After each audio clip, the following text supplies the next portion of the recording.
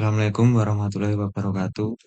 Perkenalkan, nama saya Riko Noven Saputra dengan NIM 234311024 dari Prodi Teknologi Rekayasa Perangkat Lunak. Pada video ini, saya akan menjelaskan perintah-perintah manajemen memori pada Linux.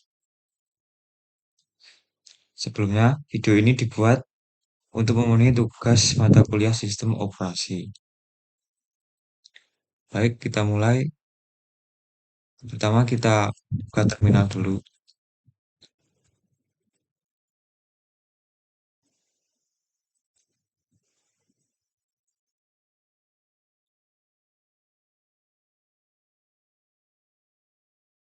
Lalu masuk ke akun root. Di sini pertama kita tampilkan informasi tentang penggunaan memori sistem dalam megabyte. Sintaksnya atau perintahnya free strip m.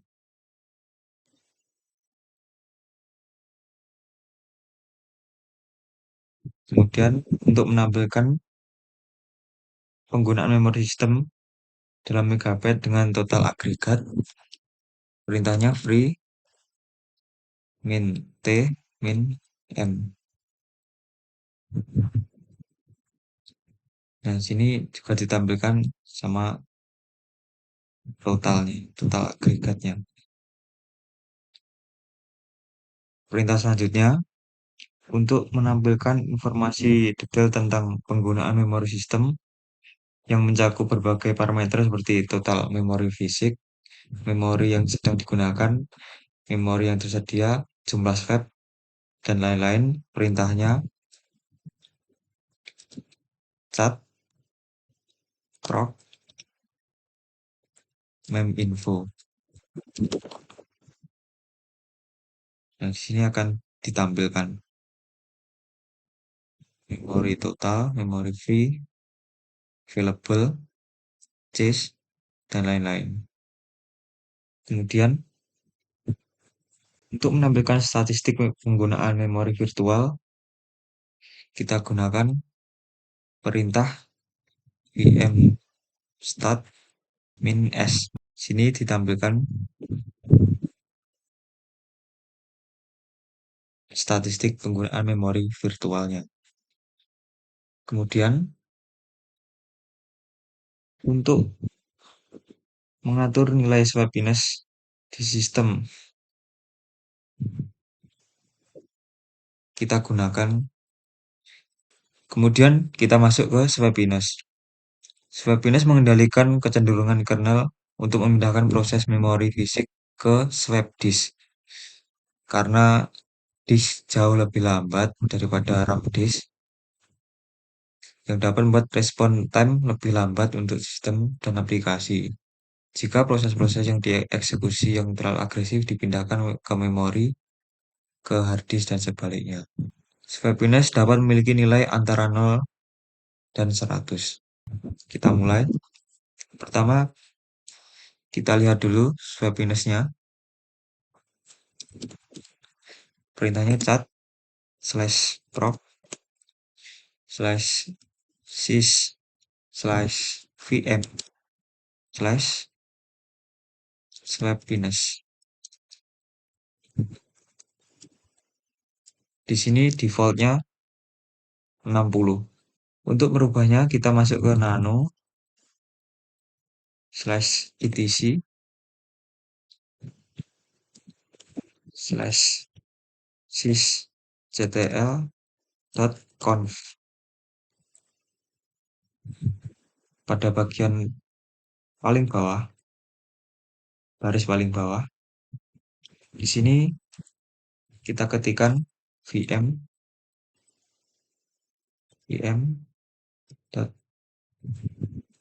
swappiness sama dengan 10. Kita save.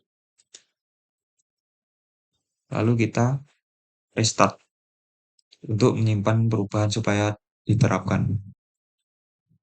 Perintahnya sudo init 6.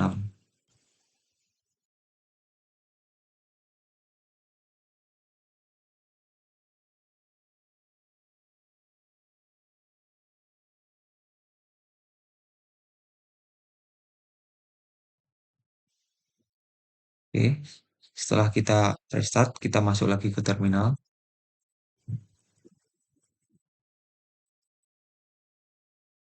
Kita masuk ke akun root. Lalu kita lihat swab pinasnya apakah sudah berubah.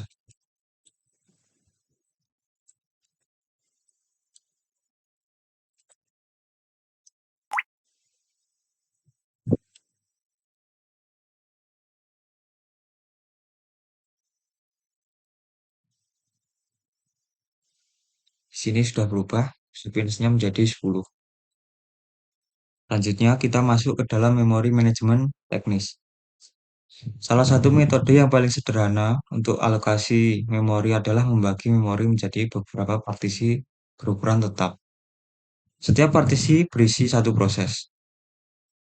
Dalam metode multipartisi ini, ketika sebuah partisi bebas, proses yang dipilih dari antrian masukkan dan dibuat ke partisi sebelumnya. Ketika proses diakhiri, partisi menjadi tersedia untuk proses lain.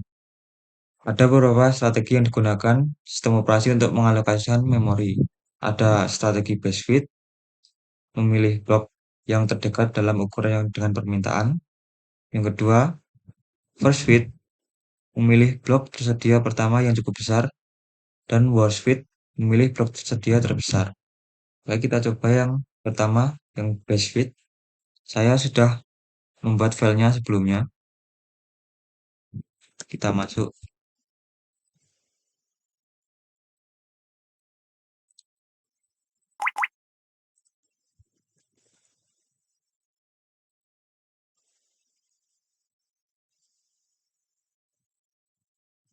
Nah, di sini saya sudah membuat filenya, base fit, first fit, dan worst fit.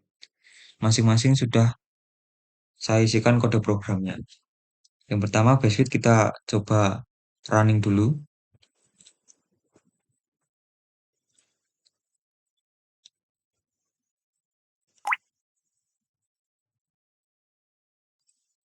Ini pengguna diminta untuk memasukkan jumlah dan ukuran blok memori, serta jumlah dan ukuran file yang akan disimpan. Program kemudian mencari blok dengan kapasitas terkecil yang cukup untuk menampung setiap file, dan menempatkan file tersebut di blok tersebut. Hasilnya menampilkan nomor file, ukuran file, nomor blok, tempat file tersebut disimpan, ukuran blok, dan ukuran fragmentasi. Coba kita inputkan. Di sini kita isikan 3, 2, blok 1 kita isikan 5, blok 2 kita isikan 2, blok 3 kita isi 7. File 1-nya 4, file 2-nya, file 1-nya 1, file 2-nya 4. Sorry. Ya, ini untuk hasilnya. Kemudian kita masuk yang kedua. Yang kedua yaitu first fit. Coba kita running lagi.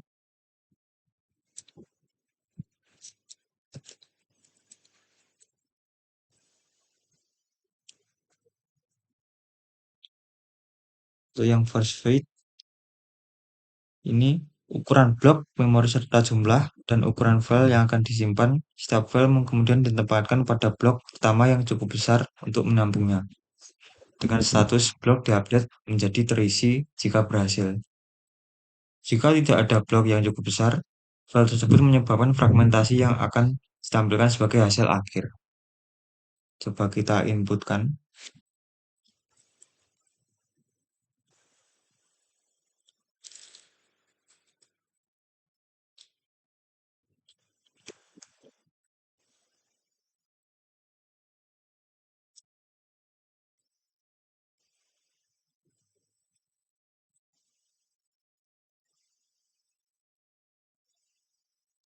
Dan ini untuk hasilnya, fragmennya 4. Kalau di sini, kalau yang di base tadi, fragmennya 1. Kemudian kita running strategi yang ketiga. pada worksheet.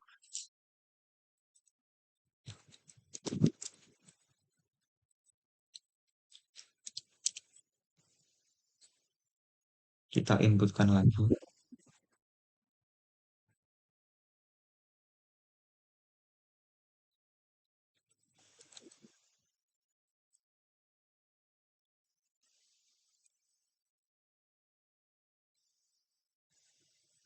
Sini fragmennya akan menampilkan nilai 6.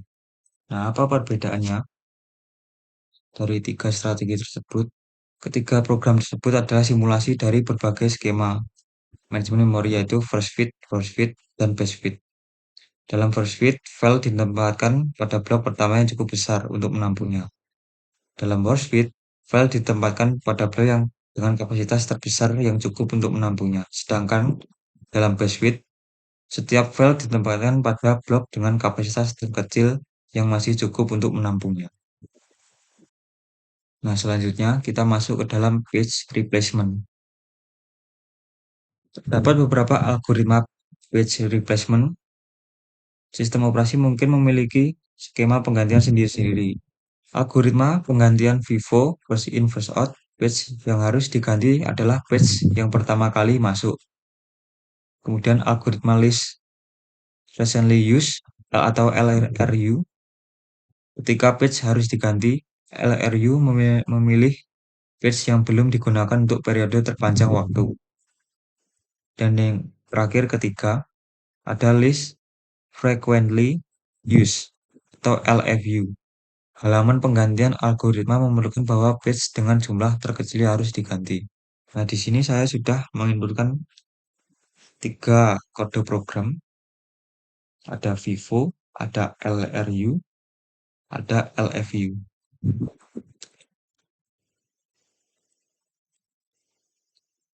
Nah, filenya saya simpan di page replacement. Kita coba yang pertama, yaitu Vivo. Kita running dulu. Ini sama seperti yang sebelumnya. Saya sudah mengisikan kode program pada setiap filenya.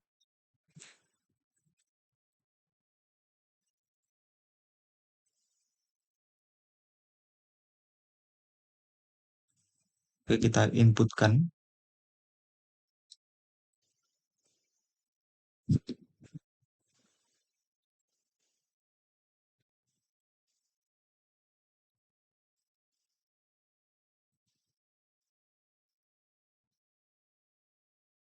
Nah, di sini kita inputkan totalnya 20 angka.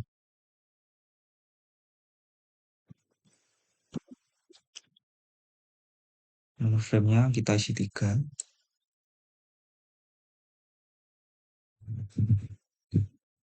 Nah, di sini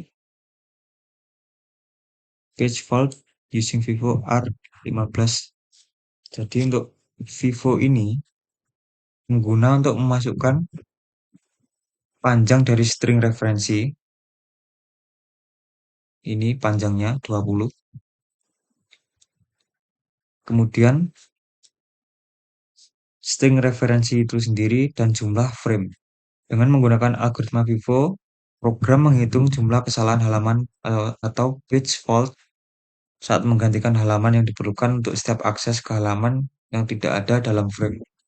Hasilnya adalah proses penggantian halaman yang dilakukan termasuk nomor frame dan jumlah kesalahan yang dihitung. Kemudian yang kedua, LRU atau List Recently Used. Kita running.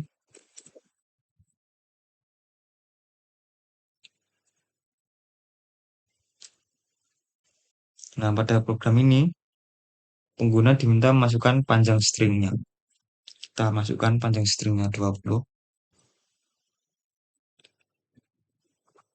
Ini sama seperti yang tadi. Kita inputkan.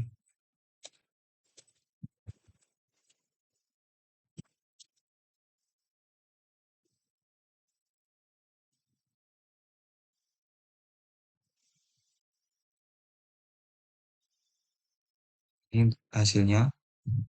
Kalau yang tadi 15, Yang ini 12. Yang terakhir LFU atau least frequently used. Kita running.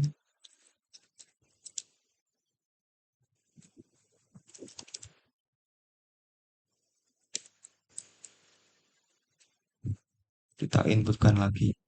Di sini berbeda dengan yang sebelumnya. Kita isikan 10. Ini kita isikan total angkanya juga 10.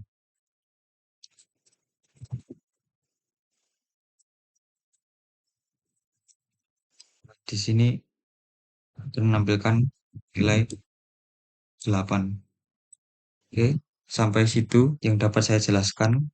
Kurang lebihnya mohon maaf. Wassalamualaikum warahmatullahi wabarakatuh.